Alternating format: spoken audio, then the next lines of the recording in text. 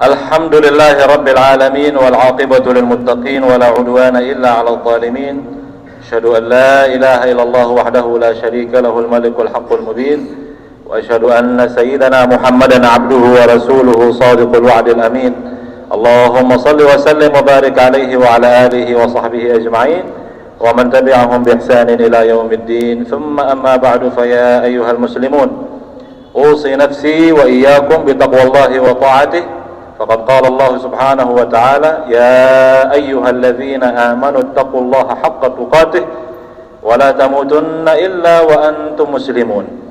Hadirin kaum muslimin sidang Jumat yang dirahmati Allah Subhanahu wa taala, izinkan saya menjalankan tugas selaku khatib mengajak saya pribadi dan kita semua, mari sama-sama kita tingkatkan iman dan takwa kita kepada Allah Subhanahu wa taala dengan cara mensyukuri segala macam nikmat dan karunia yang Allah berikan kepada kita masing-masing, termasuk nikmat kita dijadikan sebagai umat Rasulullah sallallahu alaihi wasallam.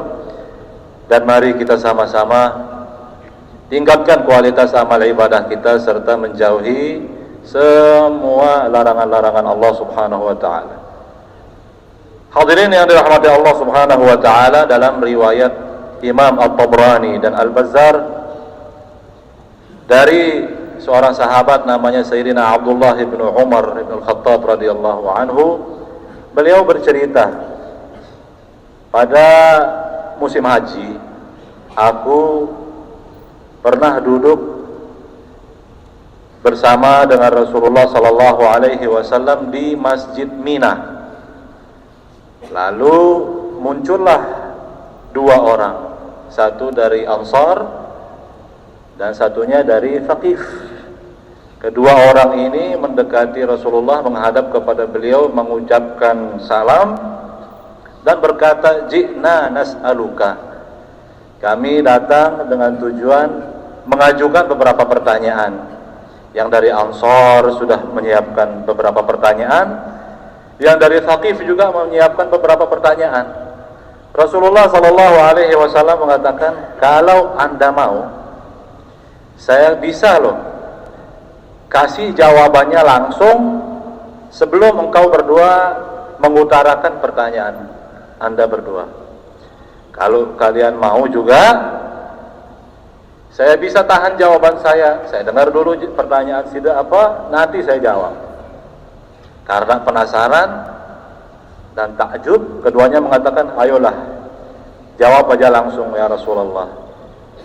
Yang dari Thaqif mengatakan kepada saudaranya yang dari Ansar, "Silahkan, sida saja yang sampaikan hajat sida."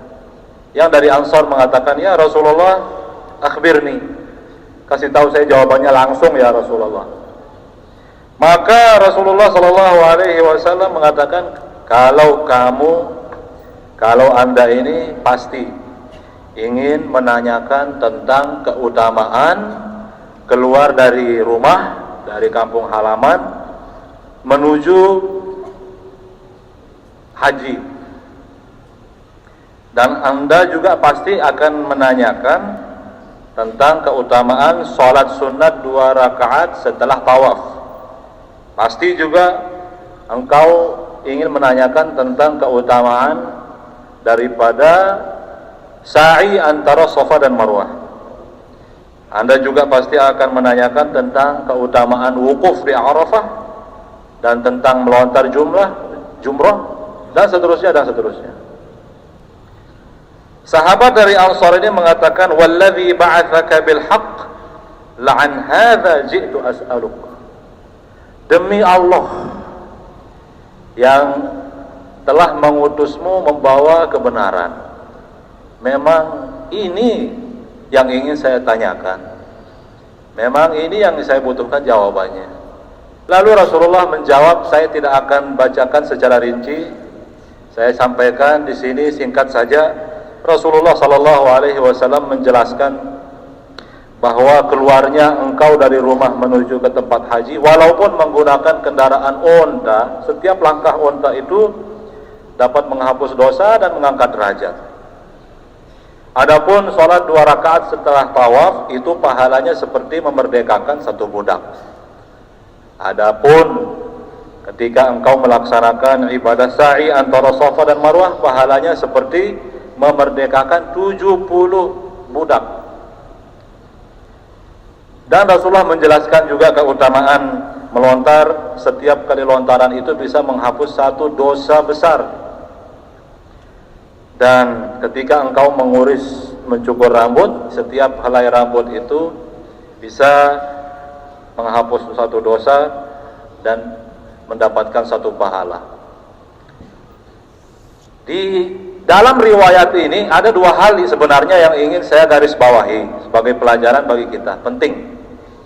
Di antara jawaban Rasulullah sallallahu alaihi wasallam, beliau menyampaikan keutamaan wukuf di Arafah, bahwa Allah Subhanahu wa taala memanggil para malaikat, "Hei malaikat, lihat hamba-hambaku jamaah haji ini. Mereka berdatangan dari segala penjuru, dari tempat-tempat yang berjauhan. Seandainya dosa mereka seperti buih di lautan, atau sebanyak butiran pasir, atau sebanyak hujan yang berjatuhan, Allah Subhanahu wa taala pasti akan mengampuni dosa-dosa mereka." Itu kata Allah di hadapan para malaikat. Lalu Allah berfirman, berkata kepada seluruh jamaah haji, "Afidhu ibadi maghfuran lakum waliman syafa'tum lahu." Wahai para jamaah haji, berangkatlah, beranjaklah, laksanakanlah tugasmu, melaksanakan ibadah manasik haji. Aku akan jamin akan mengampuni semua dosa-dosamu. Waliman syafa'tum lahu, dan dosa orang-orang yang kalian ingat, yang kalian sebut namanya, yang kalian niatkan, yang tidak bernasib melaksanakan haji. Artinya apa di sini? Betapa pentingnya kita yang tidak berangkat haji ini untuk diingat dan disebut nama kita dan diniatkan oleh jamaah haji kita. Syukurnya kita hidup di zaman yang Allah kasih banyak kemudahan, di antaranya kemajuan teknologi, ada Facebook, ada WhatsApp, ada SMS dan lain-lain. Kita bisa menghubungi keluarga kita sekarang. Nanti setelah Jumatan lah, kita hubungi mereka, sahabat-sahabat kita, keluarga kita yang sedang melaksanakan ibadah haji dan umrah, agar kita didoakan, agar nama kita disebut, agar mereka mau memohonkan ampun untuk kita. Doa mereka diistijabah oleh Allah Subhanahu wa taala. Mari kita gunakan kesempatan ini, mumpung saudara-saudara kita masih di Mekah, masih sedang melaksanakan ibadah haji, kita hubungi mereka, kita minta didoakan. Insyaallah yang tidak bernasib Allah murahkan rezekinya dan Allah kabulkan doa-doa kita. Hal kedua yang ingin saya garis bawahi dari hadis panjang ini juga, dari riwayat ini, ketika dua orang sahabat ini datang kepada Rasulullah ingin mengajukan pertanyaan, Rasulullah sallallahu alaihi wasallam mengatakan, "In syi'tuma akhbartukuma bima ji'tuma tas'alani anhu fa'altu." Kalau kalian mau, sebelum kamu ucapkan, sebelum engkau utarakan pertanyaan-pertanyaanmu, saya akan jawab langsung sesuai dengan kebutuhan pertanyaan. Wa in syi'tuma an umsika wa tas'alani fa'altu. Kalau kalian berdua mau, saya sabar dulu, saya tahan jawaban saya dengarkan dulu pertanyaan-pertanyaanmu, baru saya jawab. Dari ungkapan ini kita bisa mengambil pelajaran bahwa Rasulullah sallallahu alaihi wasallam yang makhluk saja Allah Subhanahu wa taala berikan sebuah kelebihan, kemampuan, mukjizat. Dengan izin Allah Subhanahu wa taala, Rasulullah bisa membaca hati orang, bisa membaca pikiran orang tanpa harus disebut isi hatinya. Rasulullah sudah tahu. Pelajaran yang bisa kita ambil berdasarkan ilmu yang kita terima, informasi dari para ulama, para masyayikh, orang-orang soleh, bahwasanya Rasulullah saja dan para pewaris Rasulullah sallallahu alaihi wasallam, para wali, orang-orang yang didekatkan kepada Allah Subhanahu wa taala. Allah bukakan tabir. Mereka bisa melihat dengan mata batin, bisa membaca apa isi hati dan pikiran kita.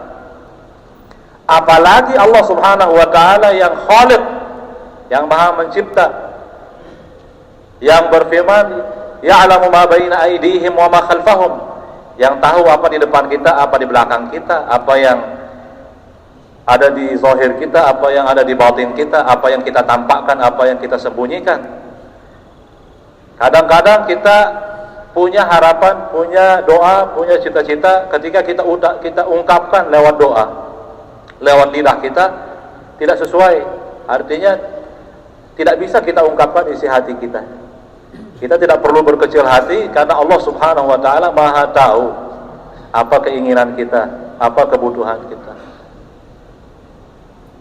Allah Subhanahu wa taala mengetahui apa isi hati kita, apa isi pikiran kita. Oleh karena itu saya mengajak kita semua, mulai detik ini sampai seterusnya, mari kita tajdid, kita perbaiki, kita perbaharui niat kita, cita-cita mulia kita, harapan-harapan kita ke depan, yang hubungannya antara kita dengan Allah Subhanahu wa taala dan yang hubungannya antara kita dengan sesama kita.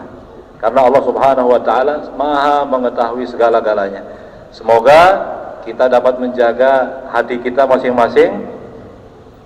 Mudah-mudahan niat kita selalu baik, cita-cita kita selalu mulia, harapan-harapan kita semua mudah-mudahan sesuai dengan apa yang diridhai oleh Allah Subhanahu wa taala dan Rasulnya. Amin ya rabbal alamin.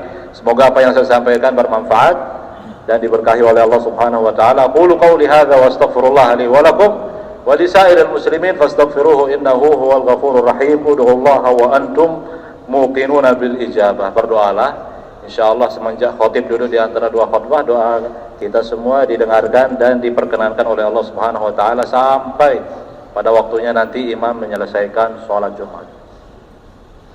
Allahumma salli ala Muhammad, Allahumma salli ala Sayyidina Muhammad, Allahumma salli ala Sayyidina Nabiyyina Habibina Syafi'ina Maulana Mustafa Muhammad.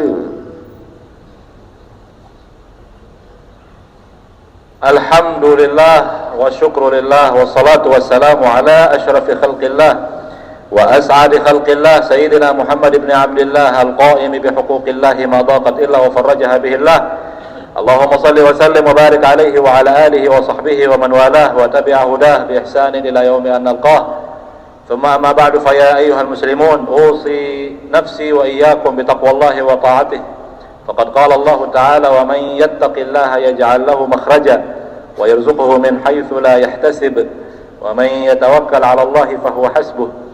Inna Allaha balighu amri qad ja'ala Allah likulli shay'in qadara. Wa yaqulu Allah subhanahu wa ta'ala, inna Allaha wa malaikatahu yusalluna 'alan nabiy ya ayyuhalladzina amanu sallu 'alaihi wa sallimu taslima. Allahumma fashalli wa sallim wa barik على سيدنا ونبينا وحبيبنا وشفيعنا ومولانا المصطفى محمد وعلى آله وصحبه وعترته وذريته وأزواجه أمهات المؤمنين والصحابة أجمعين والخلفاء الراشدين المهديين ومن تبعهم بإحسان إلى يوم الدين. اللهم اغفر لجميع المسلمين والمسلمات والمؤمنين والمؤمنات الأحياء منهم والأموات. اللهم أعطنا ما قد سألناك وما لم نسألك وما أنت أعلم به منا. ادفع عنا البلاء والوباء والغباء والغلاء والفحشاء والفتن والمرض والزلازل والمحن الذي لا يدفعه غيرك. اصرف عنا وعن إخواننا وأخواتنا وعن أسرتنا السوء وأهل السوء والشر وأهل الشر بما شئت وكيف شئت إنك على ما تشاء قدير وبالإجابة جدير. أنت نعم المولى ونعم النصير ولا حول ولا قوة إلا بالله العلي العظيم. وآخر دعوانا أن الحمد لله رب العالمين.